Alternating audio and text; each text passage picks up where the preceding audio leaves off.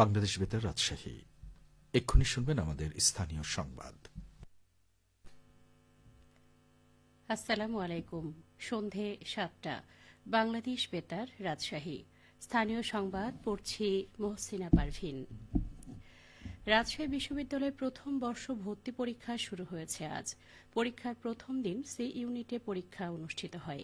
আজ প্রথম পর্ব বেলা ১১টায় শুরু হয়ে ১২টায় শেষ হয়েছে। দ্বিতীয় পর্ব বিকেল ৩টা থেকে ৪টা পর্যন্ত এই পরীক্ষা অনুষ্ঠিত হয়। সি ইউনিটে ১,২৬,২২৫ জন শিক্ষার্থী অংশ নেয়। রাজশাহী বিশ্ববিদ্যালয় সহ ঢাকা, খুলনা, রংপুর ও চট্টগ্রাম বিভাগের মোট ৯টি কেন্দ্রে একযোগে এই পরীক্ষা অনুষ্ঠিত হয়। ১৭ ও ১৯ জানুয়ারি যথাক্রমে এ এবং বি ইউনিটের পরীক্ষা অনুষ্ঠিত হবে। রাজশাহী বিশ্ববিদ্যালয়ের উপাচার্য অধ্যাপক ড সালেহ হাসান নকিব জানান, সব ধরনের নিরাপত্তা নিশ্চিতের পাশাপাশি সুন্দর সুশৃঙ্খল পরিবেশে প্রথম বর্ষ ভর্তি পরীক্ষা অনুষ্ঠিত হয়। যেহেতু রাবি ছাড়াও অন্যান্য বিভাগের কেন্দ্র স্থাপন করা হয়েছে, তাই নিরাপত্তার বিষয়টি বিবেচনায় রাখা হয়েছে। রাবি প্রশাসন সহ আইন শৃঙ্খলা বাহিনী সব ধরনের তদারকি করছে। তিনি আরও জানান, পরীক্ষার্থীদের প্রবেশপত্র থেকে শুরু করে পরীক্ষার সময় ও কেন্দ্রসহ বিস্তারিত অনলাইনে এবং এসএমএস এর মাধ্যমে প্রেরণ করা হয়েছে। ভর্তি পরীক্ষায় অংশগ্রহণের জন্য নিবন্ধন থেকে শুরু করে ফল প্রকাশ, বিষয় ও হল নির্বাচন, মাইগ্রেশন সহ সামগ্রিক প্রক্রিয়া অনলাইন প্রক্রিয়ার আয়ত্তাধীন। এতে করে দ্রুত, স্বচ্ছ ও নির্ভুল ফল প্রকাশ করা এবং জালিয়াতি সহ কারসাজি রোধ করা সম্ভব হবে।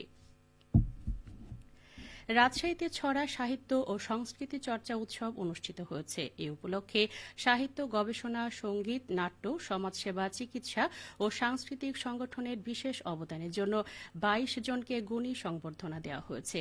আজ নগর ভবনে এনএক্স হলরুমে রাজশাহী ছড়া সংসদের উদ্যোগে এ ছড়া উৎসব অনুষ্ঠিত হয়। অনুষ্ঠানে প্রধান অতিথি ছিলেন বিভাগীয় কমিশনার ড আ.ন.ম বজলুর রশিদ। এ সময় লিটল ব্যাগ খড়কুটো উৎসব সংখ্যা ও রং মাখা শব্দের ঢেউ গ্রন্থের মোড়ক উন্মোচন করা হয়। গ্রন্থ দুটির পাঠ উন্মোচন করেন রাজশাহী কলেজের অধ্যক্ষ প্রফেসর ড মোহাম্মদ ইব্রাহিম আলী। অনুষ্ঠানে শুভেচ্ছা বক্তব্য দেন রাজশাহী ছড়া সংসদের সাধারণ সম্পাদক হাসান আবাবিল। অনুষ্ঠানে সভাপতিত্ব করেন রাজশাহী ছড়া সংসদের সভাপতি নুরুল ইসলাম। বিশেষ অতিথি হিসেবে বক্তব্য দেন রাজশাহী বিশ্ববিদ্যালয়ের প্রফেসর, কবি ও গবেষক ড মাহফুজুর রহমান আকন্দ, গভর্নমেন্ট নিউ ডিগ্রি কলেজের অধ্যক্ষ অবসরপ্রাপ্ত ড আব্দুর রহমান, রাজশাহী কলেজের বাংলা বিভাগের সহযোগী অধ্যাপক জুয়েল কিবরিয়া। নওগাঁয় সরিষা চাষে নতুন রেকর্ড তৈরি হয়েছে। একই সাথে জেলার ১১টি উপজেলার ৬,০০০ মৌ বক্সে চলছে মধু আহরণ। এ নিয়ে এখন শুনুন নওগাঁ জেলা সংবাদদাতার একটি বিশেষ প্রতিবেদন।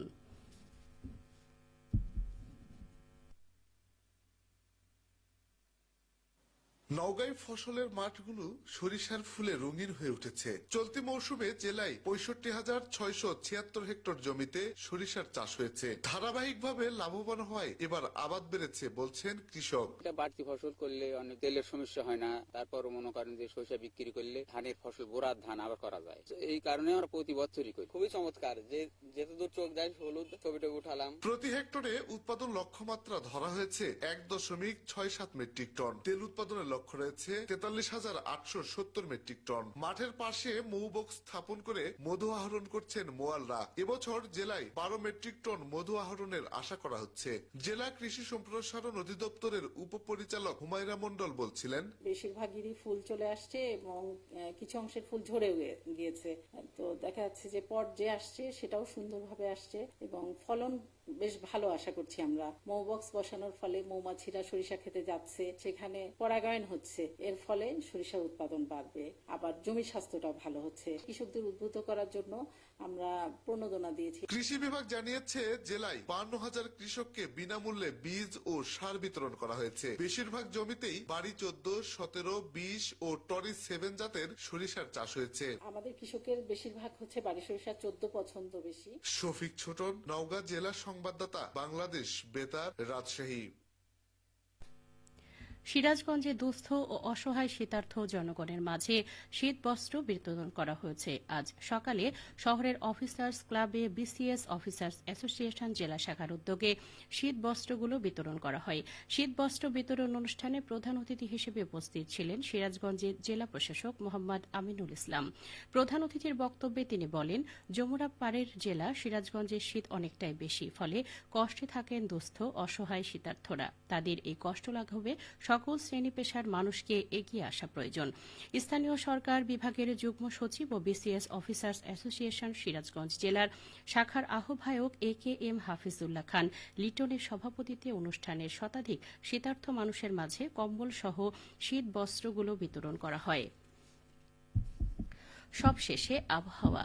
আজ রাজশাহীতে সর্বোচ্চ তাপমাত্রা ছিল 25 ডিগ্রি এবং সর্বনিম্ন 10.4 ডিগ্রি সেলসিয়াস। সন্ধ্যে 6টায় বাতাসের আপেক্ষিক আর্দ্রতার পরিমাণ ছিল 75%। রাজশাহী ও পার্শ্ববর্তী এলাকায় আগামীকাল সূর্যোদয় ভোর 6:51। সংবাদ শেষ হল। আমাদের পরবর্তী স্থানীয় সংবাদ প্রচারিত হবে আগামীকাল সকাল 8:10।